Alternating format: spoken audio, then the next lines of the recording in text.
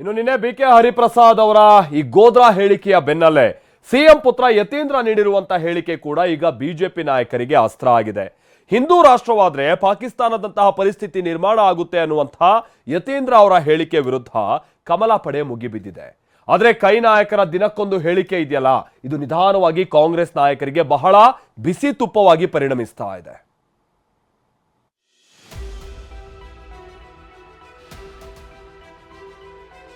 ನಮ್ಮ ದೇಶ ಹಿಂದೂ ರಾಷ್ಟ್ರ ಆಗುತ್ತೆ, ನಮ್ಮ ದೇಶ ಕೂಡ ಪಾಕಿಸ್ತಾನ ಸಿದ್ದರಾಮಯ್ಯ ಹಿಂದೂ ರಾಷ್ಟ್ರ ಮಾಡುತ್ತಿಲ್ಲ.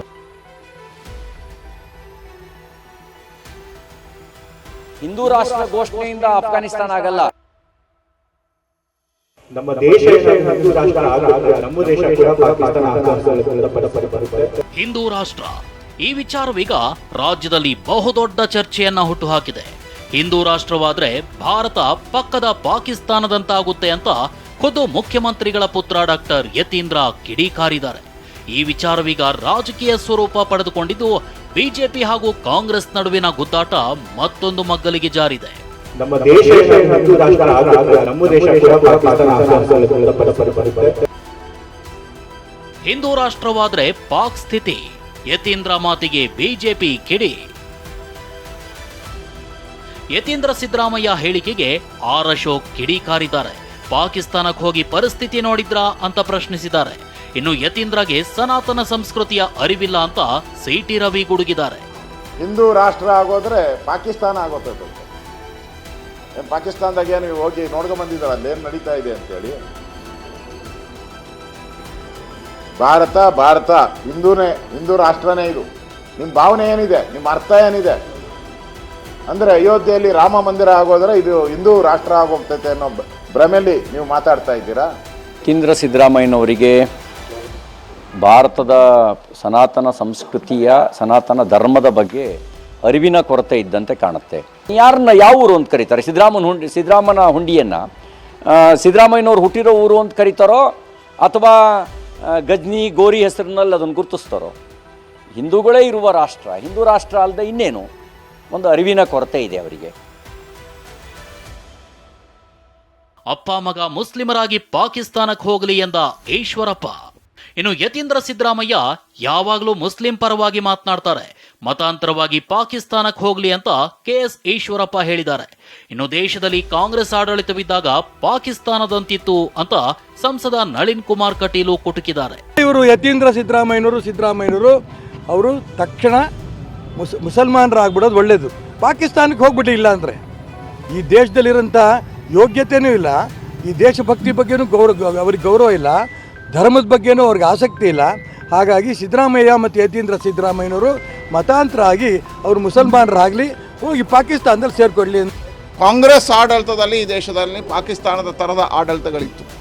ಆಗ ಭಯೋತ್ಪಾದನೆ ತಾಂಡವಾಡ್ತಿತ್ತು, ನಕ್ಸಲ್ ಚಟುವಟಿಕೆಗಳಿತ್ತು. ಇವತ್ತೆಲ್ಲವೂ ನಿಂತಿದ್ರೆ ಅದು ಹಿಂದೂ ರಾಷ್ಟ್ರದ ಪರಿಕಲ್ಪನೆ ಅಡಿಯಲ್ಲಿ ಈ ದೇಶ ಶಾಂತಿಯುತವಾಗಿ ನಡೆಯುತ್ತೆ ಅನ್ನತಕ್ಕಂಥದ್ದೇ ಮಹಾತ್ಮ ಗಾಂಧಿಗೆ ಗೊತ್ತಿತ್ತು. ಅದಕ್ಕೋಸ್ಕರ ರಾಮರಾಜ್ಯದ ಕನಸನ್ನು ಕಂಡರು.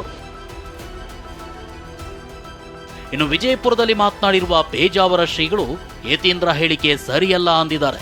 ಪಾಕಿಸ್ತಾನ ಮಾಡಲು ಯಾರೋ ಸಿದ್ಧತೆ ನಡೆಸ್ತಿರಬಹುದು ಅನ್ನೋ ಮುನ್ಸೂಚನೆ ಕೊಡ್ತಿದ್ದಾರಾ ಅವರು ಅಂತ ಪ್ರಶ್ನಿಸಿದ್ದಾರೆ. ಹಿಂದೂ ರಾಷ್ಟ್ರ ಮಾಡಿದ್ರೆ ಇದನ್ನು ಪಾಕಿಸ್ತಾನದ ನಾವು ಮಾಡ್ತೇವೆ ಅಂತ ಯಾರು ಸಿದ್ಧತೆ ನಡೆಸ್ತಾ ಇದ್ದಾರೇನೋ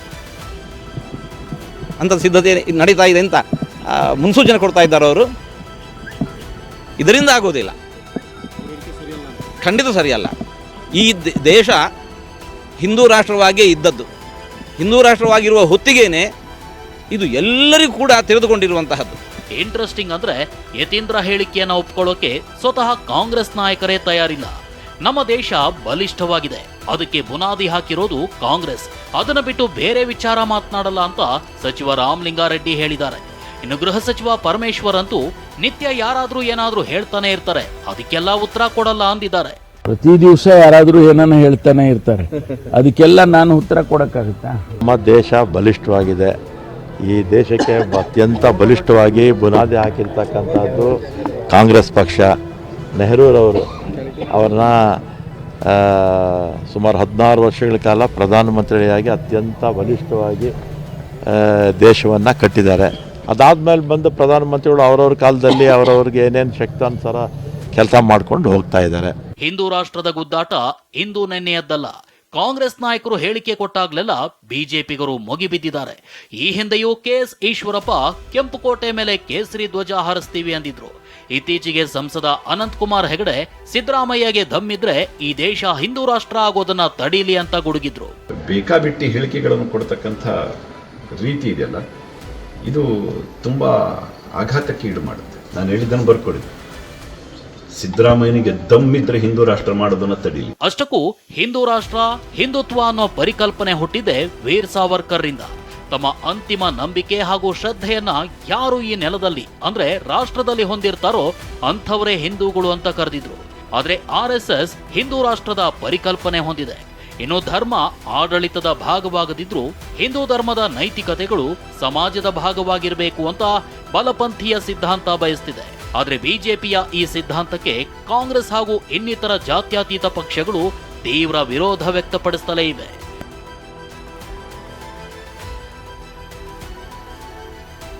ಅದೇನೇ ಇರಲಿ, ಲೋಕಸಭೆ ಚುನಾವಣೆ ಹೊತ್ತಲ್ಲಿ ಕೈ ನಾಯಕರ ಹೇಳಿಕೆಗಳು ಕಾಂಗ್ರೆಸ್ ಅನ್ನ ಇಕ್ಕಟ್ಟಿಗೆ ಸಿಲುಕಿಸಿವೆ. ವಿವಾದಾತ್ಮಕ ಹೇಳಿಕೆಗಳಿಂದ ಅಲ್ಪಸಂಖ್ಯಾತರ ತುಷ್ಟೀಕರಣ ಹೆಚ್ಚಾಗ್ತಿದೆ ಎಂಬಂತೆ ಬಿಂಬಿತವಾಗ್ತಿದೆ. ಹೀಗೆ ಮುಂದುವರೆದ್ರೆ ಲೋಕಸಭೆ ಚುನಾವಣೆ ಮೇಲೂ ಪರಿಣಾಮ ಬೀರೋ ಸಾಧ್ಯತೆ ಇದೆ. ಹೀಗಾಗಿ ಎಚ್ಚರಿಕೆಯ ಹೆಜ್ಜೆ ಇಡಬೇಕಾದ ಅನಿವಾರ್ಯತೆಯಲ್ಲಿ ಕಾಂಗ್ರೆಸ್ ಇದೆ. Bureau report, TV9.